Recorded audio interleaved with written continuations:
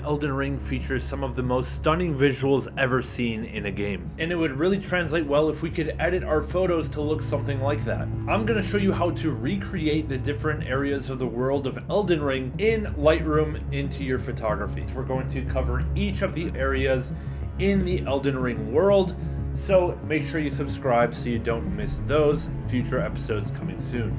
Okay guys, we're going to edit Crumbling Farum Azula in this one, so we're going to have to look for a photo with some significant clouds going on. Obviously, Farum Azula, tornadoes, floating rocks, super cool.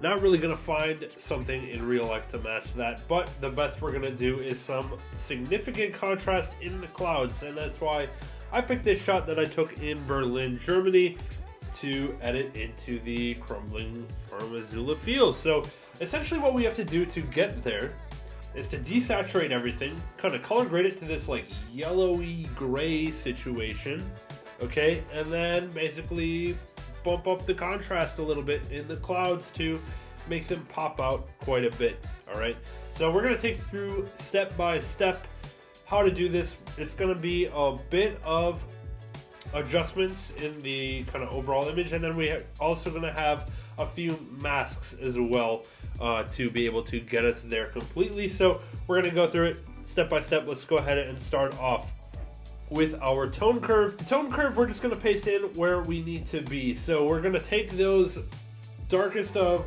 shadows and bump them up, okay, because like every other scene that we've done so far in Elden Ring, the 5 previous ones and this one and probably the 3 future ones, it's going to be a pretty soft black situation. Like there's no deep blacks really in these images, so to get that feel, we always start with the tone curve up like that. We're also going to take the highlights and bump them up too. So we're basically essentially just bumping the exposure of the whole image, but we're going to specifically focus on our blacks coming up and our highlights coming up quite a bit as well. So that's all our tone curve needs to be for this particular image.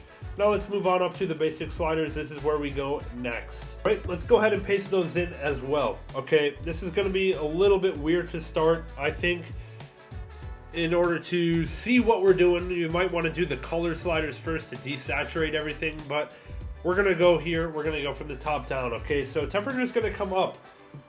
Crumbling Farum Azula is kind of yellow, so we're going to bump it up towards the orange. We're also going to take the tint down towards the green, which is closer to yellow than magenta is, okay? And then we're going to take our exposure, bump it up a little bit, highlights, shadows, whites, all up just a bit. These are the numbers that you can copy over if you want to. And then blacks just a touch down to -3. And that's all we're going to do. We're not going to actually touch the present sliders at all. We can kind of adjust that kind of stuff in the masking because our sky is going to be significantly different than our foreground. So we're going to have texture, dehaze, all that kind of stuff adjusted in the masks, and we don't have to worry about an overall adjustment to those particular sliders. Let's move on down to our color mixers now, and let's go ahead and paste that in. All right, we're getting a little bit closer. Take the saturation of everything, shove it all the way to the left, -100 across the board, except for orange. If we look at our Crumbling Farum Azula image, we still have the trees sitting on that floating island thing. Okay, so those trees are orange. It's still going to be normal to have orange in there. We're going to look at our hues. We're going to take our oranges, shift them over to the red. They're like a nice bright fall orange color. I don't know how to describe it, but this is what we're going to do with the hues to get us there. We're going to shift that orange over -26. Shift the yellows over all the way to -84. Not that it really matters because yellow saturation is all the way down to -100 anyway. And then we're going to take our luminance, reds all the way down, oranges, yellows, greens, over to the left, okay?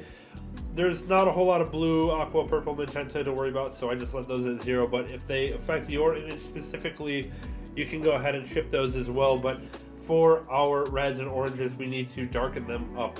Okay, that's what the I'm mainly looking at the trees on Crumbling Farum Azula. We're trying to match that orange to those trees. And now we're just going to come down to our color grading wheels. All right, we're going to go ahead and paste those in. Let's see what we have. It's basically yellow across the board. In shadows, a little bit down towards the orange area. You can see the numbers there. In midtones, a little bit up towards the yellows and the green side. And the highlights as well, with the hue of 64 here, hue of 59 here, and hue of 47 here. So this is it's looking pretty good for a color scheme. Okay, this is Crumbling Farum Azula's color scheme. We're not going to have to make too many color changes in the masks, but we are going to have to get some contrast going in that sky for sure, because it is not looking like, you know, mega tornado flying rocks situation in this particular image yet. We're going to have to bump up the contrast big time in our masks. So let's go ahead and check out how we're going to do that. Okay, so I just have 4 masks in this particular image. Okay, one is going to be an overall sky situation. One is going to target the brightest highlights in the sky to bring those down a bit. A third one is going to cover the darker area of the sky, and then a fourth one is just for this particular image. These people on the right, they're a little bit too bright. It's kind of funny color situation, so we're going to fix that up just for this particular shot. But for a general image, we're going to probably be focusing on just the sky masks. Let's take a look at this one. Let's take a look at the overlay to see what we're actually adjusting here. This is what we're going to select. Basically, select sky mask, easy enough. Our adjustments, we're going to bump that contrast up to plus 36, highlights down to minus 30, whites down to minus 17, blacks down to minus 15. That's all contrasty adjustments, okay? We want to get rid of those brightest parts of the sky. We want to make the darker parts of the sky darker, all right? There's no other color adjustments here until we get down to the tone curves. We're gonna add a little bit of a tone curve. I basically just put our points in, and I went over to the highlights and pulled them even down even further, okay? So I just put all the points on my line, and I took this point and I pulled it down just to darken up those highlights. Then I went over to the blues and I bumped over just into the blue section just a little bit, I think just down in the shadows area, okay? And now I come down to our effect sliders. Texture coming down, okay? There's not a lot of texture going on. But our clarity and our dehaze coming up. That's gonna really boost the crispness of the clouds. It's gonna boost the contrast of the clouds. And that's obviously what we're looking for here. So let's go ahead and turn this mask on to see what it does. There we go. All right, so here's with the mask on, here's with the mask off, and here's with it back on again. We're getting pretty good into that Crumbling Farum Azula feel. All right, move on to mask number 2. This one is a luminance selection. I'm just selecting the brightest parts of the sky here, okay? So just did a luminance range selection. Let's take a look at what adjustments are made. Basically, we just take the saturation down. Okay, it's not a whole lot going on. Nothing else really going on here. There was some color going on in those brightest parts. I wanted to get rid of that. So we just pulled the saturation down on those just a little bit. And let's see what it looks like. There we go. Here's with the mask on, and here's with it off. There's not a whole lot of difference, I don't think. Maybe this was like a remnant of some other change here, but yeah, you can't really tell this mask is here. Honestly, you probably don't even have to do it. So you can go ahead and move on to mask number 3 now. This one is going to select, let's see, just a radial gradient right there, just across the center of the sky. Let's see what we're targeting for this one. For here, we're gonna bump up our highlights a little bit, shadows all the way down. I think we wanted to get parts of the sky quite a bit darker. We wanted to just increase the contrast. So we're gonna take the darkest part of our clouds, move them all the way to the left to bump those shadows. Same with the blacks, we move them all the way down to minus 70.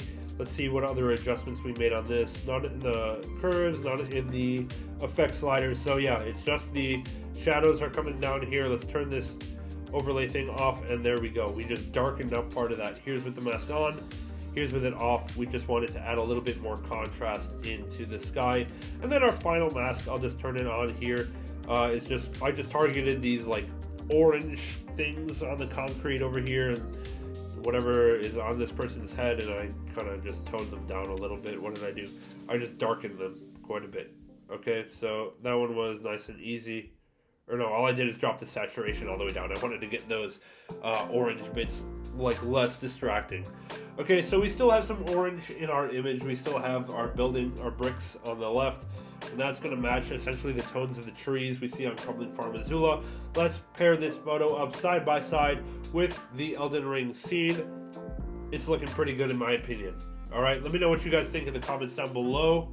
But I really like this one. I think this one is pretty simple. Really, there's only a couple masks. It's just masks to increase the contrast in the sky, and then everything else is just to desaturate it all. Contrast in the sky, make everything like orange or gray only, and it's pretty easy to match your photos to Crumbling Farum Azula. Let me know what you think in the comments. Let me know which areas you want to see. Make sure you check out all of the other areas we've already done, which are Limgrave, Liurnia, Stormvale Castle, Caelid, and Lane Dell. And then we still have Altus Plateau to go. We still have Mount Gelmir and Mountain Top of the Giants coming soon to the channel, so make sure you subscribe so you don't miss those. Let me know what you think in the comments. Leave a like. Subscribe to the channel if you don't mind. It's free. We'll catch you in the next one. We'll see you soon.